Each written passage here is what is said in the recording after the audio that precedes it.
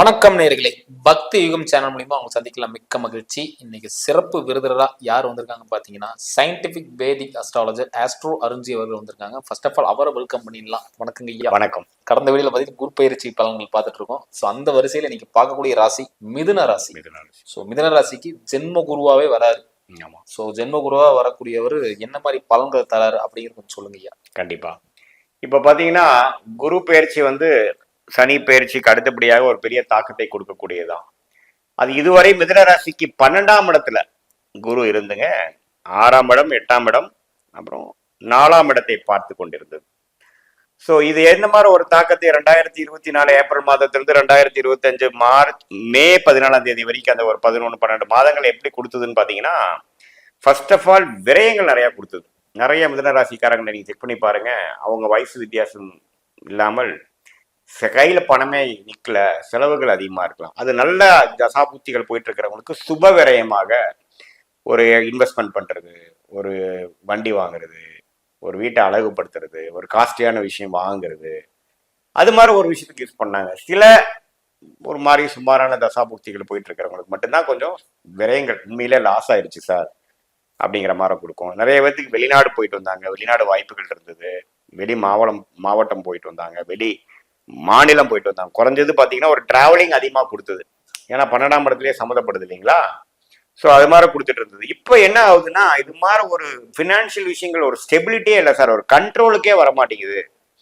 செலவுகளும் அதிகமாக போகுது, டிராவலிங்கும் அதிகமாக இருக்குது, அலைச்சலும் அதிகமாக இருக்குது, வீடு விஷயங்கள், இடம் விஷயங்கள், வாங்குறது, விற்கிறது, அம்மா விஷயங்கள், இதெல்லாம் 4ஆம் பார்வையா பார்த்து இந்த வீடு விஷயமாவும் ஏதோ ஒரு தொந்தரவு பண்ணிட்டே இருக்குது. வண்டி வாகனத்துக்கு ஒரு ரிப்பேர் செலவுன்னு பண்ணிட்டே தான் இருக்குது சார் அப்படிங்கிற மாதிரி இருந்தவங்களுக்கு எல்லாமே இது ஸ்டாப் ஆக போகுது. இப்போ லைஃப் கொஞ்சம் கண்ட்ரோலுக்கு வரப்போகுது. நீங்களே கொஞ்சம் எல்லாம் கணக்கில் வச்சு பண்ணலாம், போதும் இதுக்கு மேலே செலவு பண்ண கூடாது, உண்மையிலே கொஞ்சம் சேர்த்தணும், போதும் நாம எக்ஸ்பெரிமெண்ட் பண்ணது போதும், செலவு பண்ணது போதும், இன்வெஸ்ட் பண்ணது போதும், ஒண்ணுமே கொஞ்சம் கடனை அடைக்கலாம். கடனை நிறைய கொடுத்தது நிறைய பேருக்கு. நிறைய பேர் டாப் அப் லோன் போனாங்க. 6ஆம் வீட்டையே பார்க்கறது பாத்தீங்களா? இந்த நேரத்துல தான் அவங்களுக்கு பேங்க்காரன் கூப்பிட்டு உங்களுக்கு லோன் வேணுமான்னு கேட்பான். நம்ம தலையாட்டி இருப்போம். கண்டிப்பா 10ல் 9 பேர் வாங்கியிருப்பாங்க. புரியுதுங்களா? ஸோ இப்பதான் ஊர் கூவி கொடுக்குறானுங்களே. அது இப்போ மிதுன ராசிக்காரங்களுக்கு 1 இயரா கண்டிப்பா வாங்கியிருப்பாங்க. ஏன்னா அது அப்படிதான், அதான் கர்மா. அதுதான் அந்த 12ஆம் வீட்டு குரு நடக்கும். இப்போ வரும் பொழுது, ராசிக்குள்ளே வரும் பொழுது மனசு சாந்தம் அடைகிறது. மனசு அந்த அடுத்தடுத்து போகணும், ஒரு செலவு பண்ணணும், ஒரு முதலீடு செய்யணும், முயற்சி எடுக்கணுங்கிறதெல்லாம் நின்று அவங்க எல்லாமே அந்த படலாம் முடிஞ்சிருச்சு. ஒண்ணுமேல அந்த எக்ஸ்பெரிமெண்ட் பண்றதுக்கோ செலவு பண்றதுக்கோ ஒன்றும் இல்லை. இருக்கிற கடனை அடைப்போங்கடா, வேற வழி இல்லை, இதுக்கு மேல நம்ம செலவு பண்ணோம்னா கஷ்டம் அப்படிங்கிற ஒரு நிலைமைக்கு வந்துருவாங்க. உண்மையில மைண்டு ஸ்டெபிலிட்டி ஆகும். கொஞ்சம் வேலையில் இருக்கிறவங்க, தொழிலில் இருக்கிறவங்க, இளைய வயதினர் எல்லாருமே பார்த்தீங்கன்னா கொஞ்சம் ஒரு முறையான ஒரு பேட்டர்னுக்குள்ள வருவாங்க. ஏன்னா சுபகிரகமே ராசிக்குள்ள 7ஆம் இடம், 5ஆம் இடம், 9ஆம் இடத்தை வருது இல்லைங்களா? ஸோ குடும்பத்தை பார்ப்பாங்க, இந்த வெளிவட்டாரத்துல சுத்துறது, ஃப்ரெண்ட்ஸுங்களோட சுத்துறது, வாரம் பார்ட்டிக்கு போறது, இது எல்லாமே குறையும். புரியுதுங்களா? நல்லாவே மனசு சாந்தமாகும். அதுக்கு வேணுங்கிற மாதிரி சில சங்கடத்தை கொடுத்துருவார். இப்போ ஒரு ஃப்ரெண்டு எப்பவுமே சாட்டே ஒருத்தர் கூப்பிட்டு போயிடுவான், பைக் முன்னாடி நின்றுட்டு சனிக்கிழமை ஹார்ன் அடிப்பானா, அவன் வரமாட்டான். ஏன்னா போன மாதங்கள்ல போன வாரங்கள்ல அவனுக்கும் ஏதோ சின்ன சங்கடமா இருக்கும். குரு கட் பண்ணி விட்டுருவார்.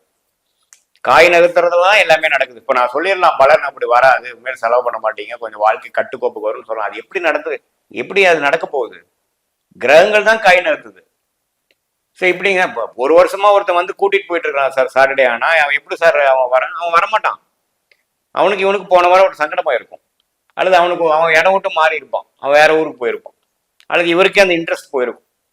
ஸோ அதுதான் கிரகத்தின் தாக்கங்கள்ங்கிறது பரிபூர்ணமாக வாழ்க்கையில நம்ம பார்க்குறோம். மிதுனத்துல இருக்கக்கூடிய குரு ஸோ 5ஆம் பார்வை, 7ஆம் பார்வை, 9ஆம் பார்வையா இருக்காங்க. இப்போ 5ஆம் பார்வையை பார்க்கக்கூடியவங்க பூர்வ புண்ணியம்.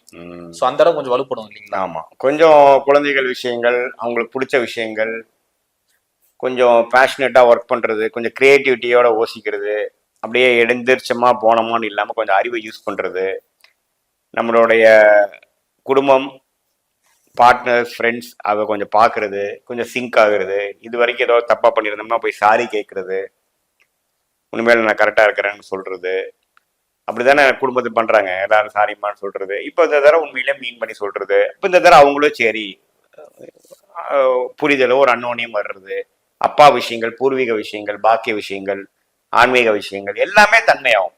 அதே சமயத்துல சனி 10ஆம் இடத்துக்கு வந்துட்டார் பாத்தீங்களா, அதனால பாத்தீங்கன்னா தொழில கொஞ்சம் ஆசை வந்துடும். தொழில ஒரு ப்ராஜெக்ட் வந்து நம்ம வேலை பளு அதிகமா இருக்கிற மாதிரி, முதல் மாதிரி ஃப்ரீயா இல்ல சார். முதல்லாம் பாத்தீங்கன்னா எனக்கு கொஞ்சம் வேலை ஃப்ரீயா இருக்கும் சார், சாட்டர்டே சண்டேவும் எனக்கு வேலை இருக்கு அப்படிங்கிற மாதிரி உணர்வை கொடுத்துரும். ஸோ 10ஆம் இடத்துல சனி வந்து ராசிக்குள்ள குரு வர்றது ஒரு அருமையான காம்பினேஷன். எப்படி நான் வந்து ரிஷபராசிக்கு வந்து 2ஆம் இடத்துல குரு வந்து 11ஆம் இடத்துல சனி வர்றது டெட்லி காம்பினேஷன் சொன்னனும், அதே மாதிரி மிதுன ராசிக்கும் பாத்தீங்கன்னா 10ஆம் இடங்கிற தொழில் ஸ்தானத்துல முயற்சி ஸ்தானம், முயற்சி, வேலை, தொழில், முன்னேற்றம், டார்கெட்டை அச்சீவ் பண்றது, இன்னுமே புரட்சிகள் செய்யறது, உங்களுடைய வேலையில இன்னும் ஈடுபாடோட பண்றது, இன்னும் புதுமைப்படுத்துறது. ஒரு தொழில் பண்ணீங்கன்னா அதுல தொழிலை இன்னும் கொஞ்சம் அதிகப்படுத்துறது, இன்னும் வலுப்படுத்துறது. கடை வச்சிருந்தீங்கன்னா கடையை நல்லா அழகுபடுத்தி கடையை இன்னுமே சிறப்பா பண்றது. ஒரு கம்பெனி நடத்துனீங்கன்னா கம்பெனியை வந்து ரீவேம்ப் பண்றது. ஒரு ஆஃபீஸ் வச்சிருந்தீங்கன்னா ஆஃபீஸில் இருக்கக்கூடிய ஐட்டத்தை இந்த ரெடி பண்றது. இன்னுமே பிசினஸ்க்கு என்ன பண்ண முடியுமோ யோசிக்கிறது, பிசினஸ் பத்தியே அதிகமா யோசிக்கிறது, வேலை பத்தியுமே அதிகமா யோசிக்கிறது. இதெல்லாம் கொடுக்கும். அதே சமயத்துல மனசு சாந்தமாகும், கெட்ட விஷயங்கள் போகும், பேட் ஹேபிட்ஸ் கம்மியாகும், டிஸ்ட்ராக்ஷன் கம்மியாகும். இப்போ கூப்பிட்டாங்கன்னா அவன் எடுக்க மாட்டேங்க ஃபோன், அவன் கூப்பிட்டா அதுக்கு தான் கூப்பிடுவான், நான் எடுக்கல. கூப்பிட்டா போக வேண்டி இருக்கும், நான் போகல, போதும் எனக்கு அழுத்துருச்சு ஒரு வருஷமா போய் அப்படிங்கிற மாதிரி ஒரு உணர்வை கொடுத்து வாழ்க்கையில வந்து ஒரு ஸ்டெபிலிட்டியும் அடுத்த லெவல். இப்போ கொஞ்சம் என் பையன் பொறுப்பாயிட்டானுங்க எங்க அம்மா சொல்ற மாற மிதுன ராசிக்காரங்களுக்கு இந்த அமைப்பு இருக்கு. தசாபுக்திகள் நான் சொல்றது ஓரளவுக்கு மேட்ச் ஆகி சப்போர்ட் ஆகும் பட்சத்துல, தசாபுக்திகள் வந்து படுமோசமா போயிட்டு இருக்குதுன்னா நான் சொல்ற பலன் குறையும். அடுத்து பாத்தீங்கன்னா 7ஆம் பார்வையா பாக்குறாரு. சோ அப்படி இருக்கும்போது திருமணம் நடக்காதவங்களுக்கு இந்த காலகட்டத்தில் திருமணம் நடக்குமா? அதே மாதிரி தொழில் பண்ற பார்ட்னர்ஷிப் அவங்க கூட ஏதாவது சண்டை சச்சரவு வந்தா இந்த காலத்துல சரியாகுமா? அதே மாதிரி இன்னொன்னு பாத்தீங்கன்னா பிரிஞ்சிருக்காங்க, கல்யாணம் ஆகி கொஞ்சம் அம்மா வீட்டுல இருக்கேன், நான் கொஞ்சம் ஒதுக்கி இருக்கோம், அவங்களா வந்து சேருவாங்களா? இதை பத்தி சொல்லுங்க. கண்டிப்பா. இப்ப பாத்தீங்கன்னா அப்படிதான் அவங்க நடக்குது. இப்ப பாருங்க, இது வரைக்கும் வந்து குரு பார்வை 7ஆம் இடத்துல இல்லாம குரு பார்வையில கிடைக்கும் பொழுது இது வரைக்கும் குடும்ப விஷயமே இல்லாமல் கால் கட்டை இல்லாம சுத்திட்டு இருந்தவனுக்கு குடும்பம் அமைஞ்சிரும். இப்ப அதுலயே ஒழுக்கமா இருக்க வேண்டிய அமைப்பு வந்துடும். அதே சமயத்துல நண்பர்கள் விஷயங்கள், குடும்பத்துல வந்து அன்னோன்ய குறைவு இல்லாம குறைவோட சில பிரச்சனைகள் நிறைய நமக்கு அஸ்ட்ராலஜி கன்சல்டேஷன்ல பண்றப்போ நிறைய விவாதத்து ஆகிற மாதிரி இருக்கு சார், அவ போய் 6 மாசம் ஆச்சு, கான்டாக்டே இல்லை, என்ன நடக்கும்? அப்போ அது மாதிரி கேஸ் எல்லாம் பாத்தீங்கன்னா மிதுன ராசிக்கு குரு 7ஆம் இடத்தை பார்க்கறதுனால இப்போ பேட்சப் பண்ணோம்னா சரியாகும்.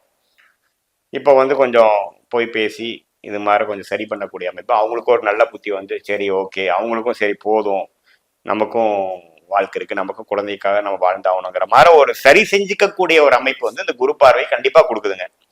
ஸோ அதனால திருமண விஷயங்கள் நடக்காதவங்களுக்கு நடக்கிறது, அல்லது நடந்து கொஞ்சம் ஒரு சுமாரா இருந்து சில பிரச்சனைகளோட இருக்கிறதுக்கு சரி செய்கிறது.